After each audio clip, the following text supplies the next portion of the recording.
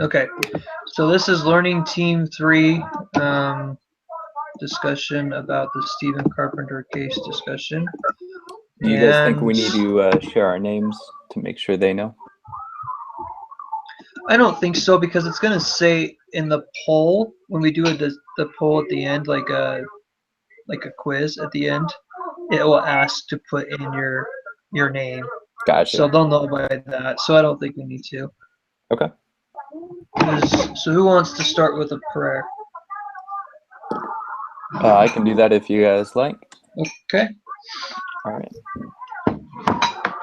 Heavenly Father, we're thankful for this day, and we're thankful for the opportunities we have to further our education through BYU and be able to meet together as a group and discuss the cases that we have studied and read. We ask for the inspiration that we may remember the things we have learned and be able to expound on our knowledge together. And we thank thee for these things in this time, and say this in the name of thy Son, Jesus Christ. Amen. Amen. Thank you. Okay. So it looks like almost every case discussion wants to take about 5 minutes to have anyone that wants to. It's up to anybody. It doesn't. We don't have to nominate anybody, but it's up to anybody who feels like they want to share some kind of spiritual thought, scripture, or gospel-related topic of any sort. So we could all do it. We could have just one person. It's kind of open for everybody. So. Well, Shoot, I've been thinking about that today because I just got home from work and was just reading the cases and just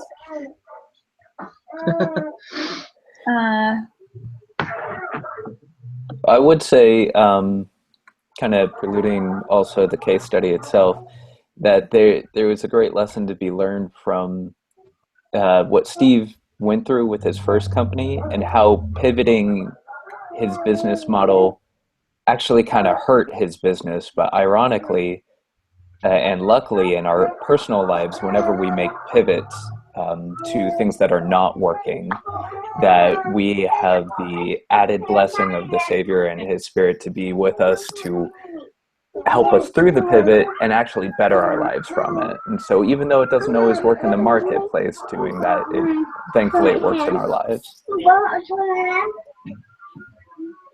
I agree. I kind of, going along with that insight, I kind of thought about, it's kind of goes hand in hand kind of with the general conference, if you think about it coming up, because every 6 months when we have this general conference, we can pivot our lives in a different direction on how they kind of guide us in what, and if we, I've always, with general conference, I've always tried to have some kind of question in mind, or some kind of, I need some kind of answer to some kind of question. And I always feel like I always get that answer through conference, and I feel like that's kind of my pivot, It kind of guides me in a different direction on where I need to go, or maybe continue in the direction I'm going, just change things a little bit to make it stronger or whatever it may be. And I kind of feel like that kind of, the Stephen Carpenter case kind of had that motive to it in some ways. So. Great. Yeah.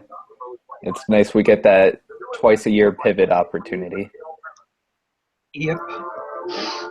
It is. I think sometimes too the pivots. I know that you guys were talking about that. It's a good thing and a learning thing. Sometimes because of others' choices, which is what I'm going through right now. It's not necessarily a good thing, but it's something that, for whatever reason, that we don't understand now, we have to go through. Yeah. Better. And I've always tried to teach my kids when they were growing up and making choices and stuff for themselves, and it ended up being a bad thing. I would tell them, you have to think about your choices because it doesn't affect only you. True. Yep.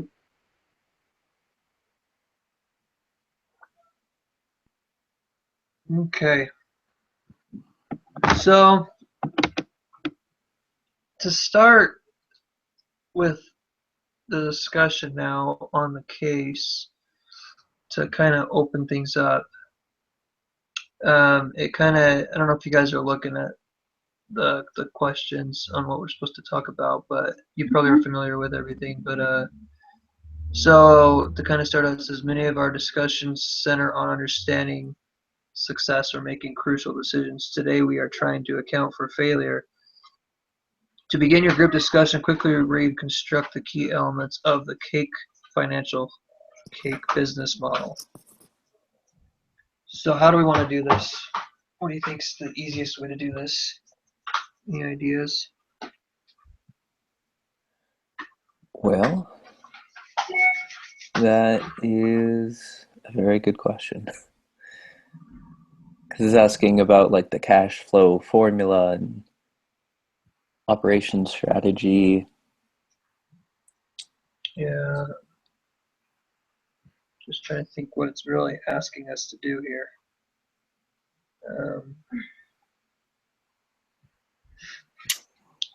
Where are you in that question? Case.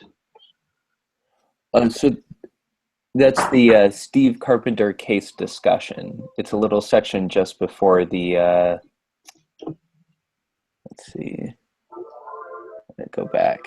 So before the Steve Carpenter at Cake Financial discussion forum, it's the option just above it. Steve Carpenter case discussion.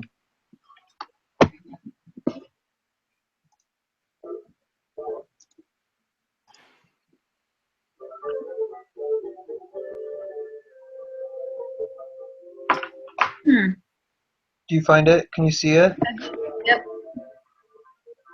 Okay. Thank you.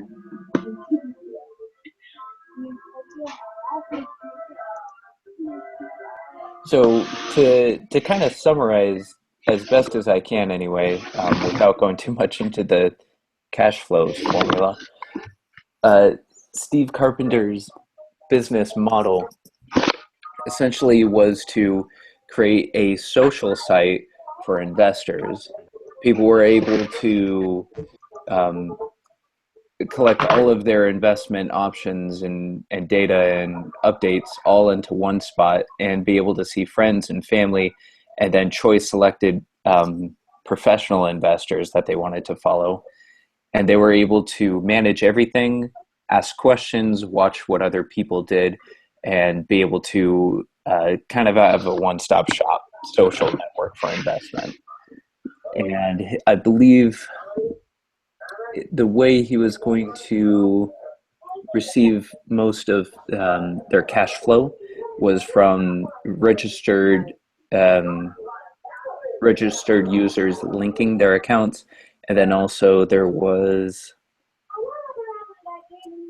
let's see, there was some fees. I can't find the name of it. If anyone wants to help me out on that fee structure. I'm trying to find it right now. I know what you're talking about. I just gotta find it. Was it in the exhibits? I thought maybe.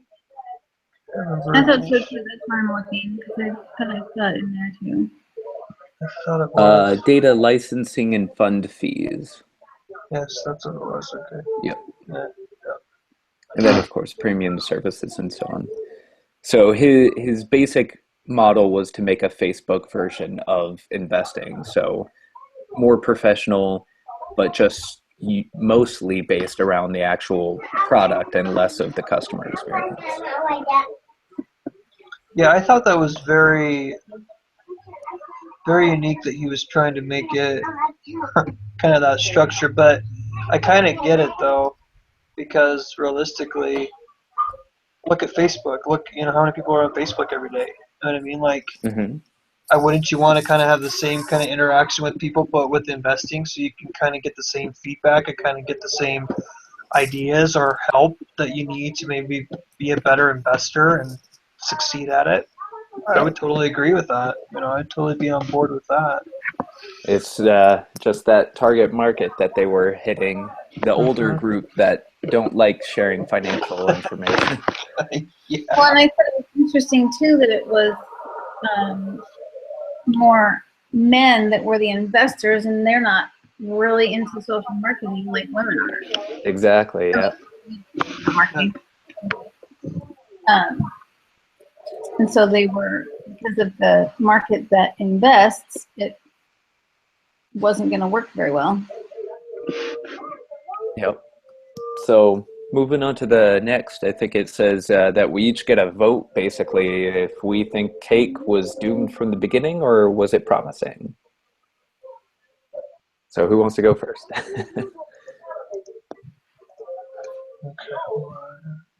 I would say that with the model that they had and what they were trying to do, it was kind of doomed from the beginning. I was actually kind of surprised that they got as much venture capital money as they did. Right. Yeah. I would. Go ahead. Yeah, you can go. No, I don't think their business model was typically bad. It had a lot of great insights and great ideas. I think what doomed them from the beginning, though, I think, is maybe the target market and to some degree. Does that make sense? Mm-hmm. Like, For sure. I think it's because, like you guys were saying, the folk the target was like any younger generation people to like probably 30s, 40s, maybe even up to 50s, depending, would be okay with this, with like the social media aspect of it and doing social. But I think the hard thing is when you get into the people that are higher investors right now or have a lot of more money in investing, like the older people are trying to get closer to retirement, you do have that issue where they've always been confidential about their financial well-being and their finances, and that's just the way they are. That's the culture. That's just the generation of those people. And I kind of think maybe that's where they were doomed from the beginning. Is they just I think they needed to. I think the social media part of it, like doing it kind of like a Facebook, was a good idea to some degree, but also they should have had some kind of different way of being able to adapt to those other target customers or market people that they're going to go after that may not necessarily like that.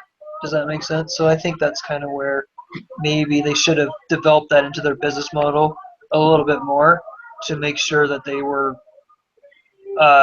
covering their basis in case one thing wasn't going to work very well versus the other. Well, it totally makes sense. And that's why I thought it was probably doomed from the beginning because of the market that they were going after was, I mean, I think even 40 and 50s are not going to be super open to letting everybody see their finances. I mean, I'm 50 something. When I was reading this, I was like, I would never do that. I would never do that. Yeah. So, cool. I'm kind of, I was down the middle on it because I guess I focused more on when it says, was it doomed from the beginning? Well, when's the beginning? Is it the planning stage? Because they're not doomed. A lot of people wanted them to build this company, but they just focused too much on the social side of it.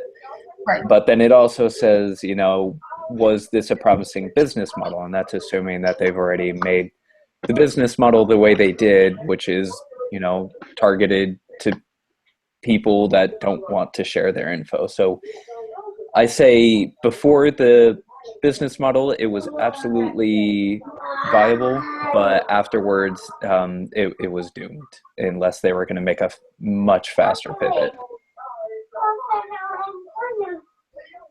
Yeah, that's. I like your point there that you got that. Where were they doomed from? Was it where's the beginning at? That's a good question. Yeah. And I think that can go a lot of ways. And that can really determine if they I think really. there were some good points as well, and if they had just gone with a different target market, it may have been totally different. Yeah. Yeah, I agree. So let's see. What's the next? So it says, next discuss Stephen's approach to the opportunity. Try to understand what, if any, Stephen could have done differently that might have produced a better outcome.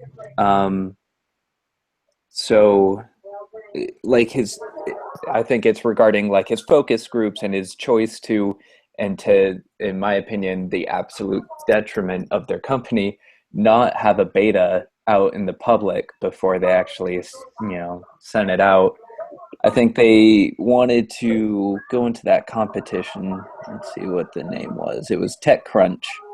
The TechCrunch competition required that they could not produce a beta, and that beta would have been crucial to say, hey, here's our product, what do you guys think? And people would be like, well, it's too difficult, it's not user friendly, I don't care about sharing my info. It would have given them a lot of valuable data. So I think his approach was a risk, and he took the wrong risk. Mm. Yeah, I totally agree there. Yeah, and I thought it was interesting in this first bullet point under number 5, it says that Stephen says, in retrospect, I'm not sure these early focus groups were very helpful. Right. He's right. Yeah. I don't know how he can say I'm not sure they were helpful. They absolutely were not helpful. Yeah, I don't. Honestly, he should have. I don't know. I'm trying to think of a way that he could have done it a little bit better, but I think the best thing he should have done is kind of maybe, like you were saying, test something out like a beta, something like that. Kind of get some feedback before you actually make a decision on which way you're gonna go. Yeah. Because going in blind is never the right solution. It never is. It might work out flawlessly. It may not, and obviously in this situation, it kind of Crashed and burned. crashed and backfired on him. So it's one of those things. I don't. It surprises me that people that have these such great ideas, which they are, um, make these interesting and almost stupid mistakes. You know Yeah. what I mean? Like if you got this knowledge that you're gonna take this and you're gonna make this into a business, or you've got this great idea. Don't you have the smarts and the brains to try something out before you get yourself into a too big of a hole or too big of an issue? It baffles me that they they do this. Yeah. I'm glad they bring these cases about, because at least it helps us if we're going to go in this route to entrepreneurship or not. But at least gives us an idea Oh, absolutely. I feel like how this to is the do it best better. prep, because I want to learn what people did right, what people did wrong, so I can kind of gain that knowledge without having to put my own money on the line. Right. Yeah. So, all right. And then, Too, oh, that go ahead. he didn't. They worked so much more on the back end of the product than the front end, and it wasn't very user friendly. And I thought, okay, can you see all the people that are going to the website, and then only 3 people are signing up? Yeah. Uh-huh. I mean, it was probably more than 3. I can't remember exactly now, but it wasn't very many for how many, especially for how many people he could see were visiting the website and then just moving on because it was confusing and too hard on the front. Yeah. Yeah, I think it was like 3 or 5%. Back end and making it better that way. But if people can't get in, they can't see all that. So. Yep. Yeah, I was reading through a little bit more on this page 3 what Stephen is saying, and something that kind of stood out for me was kind of right. It says, I've learned that the focus groups for technical products can be unreliable because people can't always say what they want until they can actually see it and play around with it, which is really true. So that right there, he should have been like, yeah, well, yeah, that's just kind of our day and age of people that we have now, is they want to see it, they want to hands on, they, you know what I mean, like they want, that's just who the people are these days, except for obviously the older generation. But for the most part, you know what I mean. But I just think that right there, if you knew that, why didn't you take the opportunity to try to make sure you got that feedback before you went ahead? So, I don't know. Just interesting. Yeah.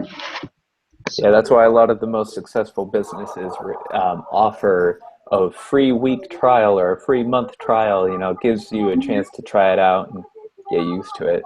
Mhm. But you know, he had no options for them to get into it until they were ready to either buy or not buy. And like Ellen said, you know, it was 3 or 5% actually bit. Yeah. So, what kind of approach, I guess, a list of ways is his approach different from like Rent the Runway, which you guys obviously remember that Dropbox and Mint. Like, what do you guys think? Is there a different? What is? I guess what's different of his approach than the others? I think he did less market research. I think it took that guy they hired from Nike before they actually did real market research. Yeah.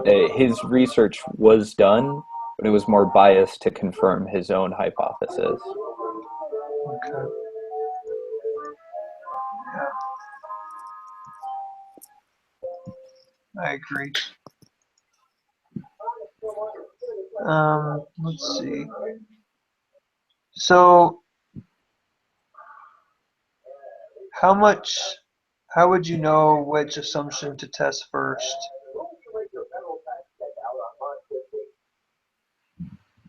That's an interesting question. I don't know where he's. Where does it say that? It says right after a list of ways Stephen's approach is Third different. bullet point on number 5. Yeah. I'm trying to think.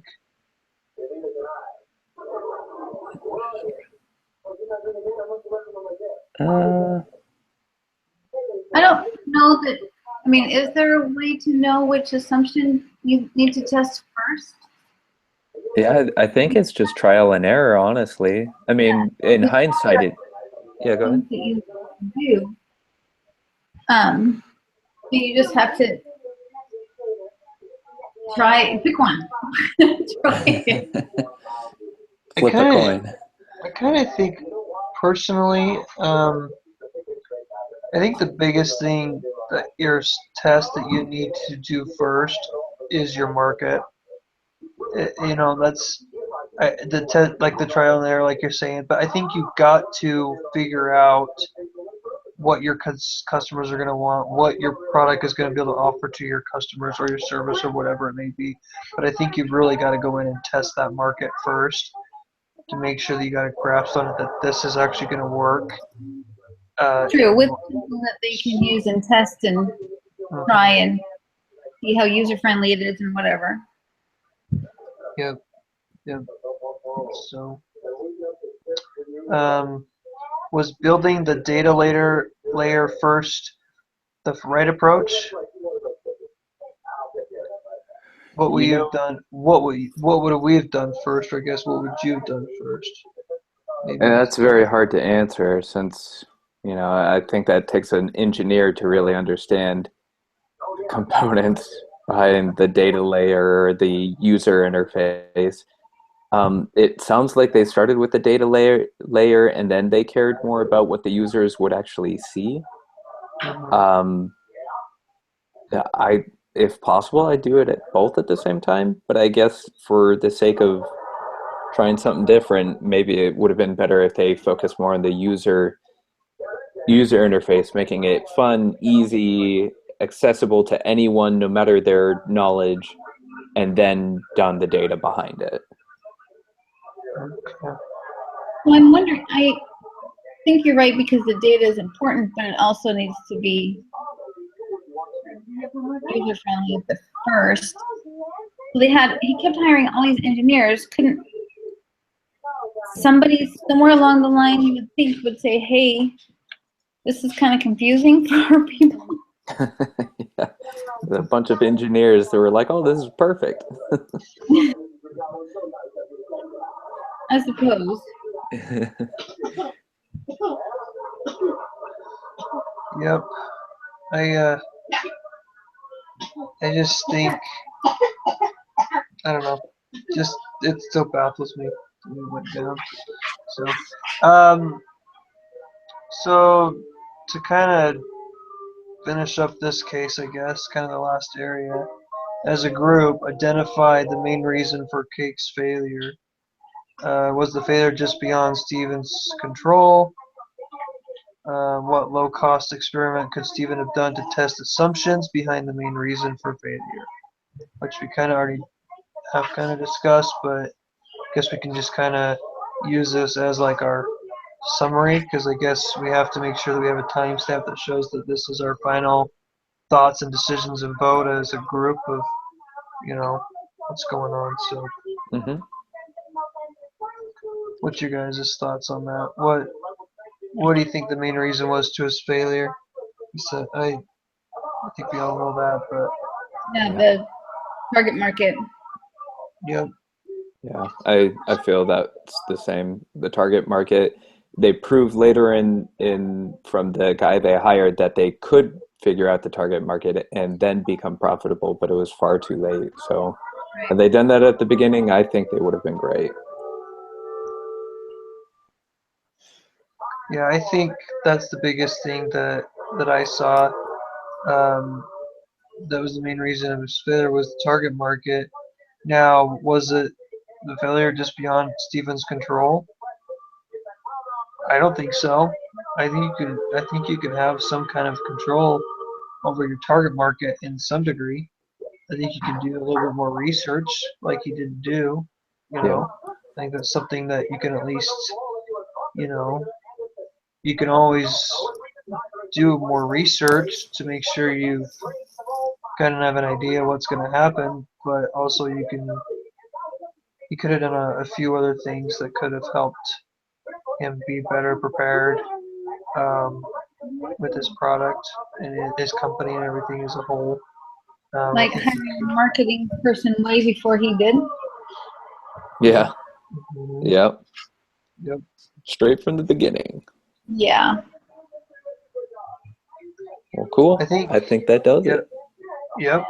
So I think that's pretty much. I think the only low cost experiment that he could have done really would have been just.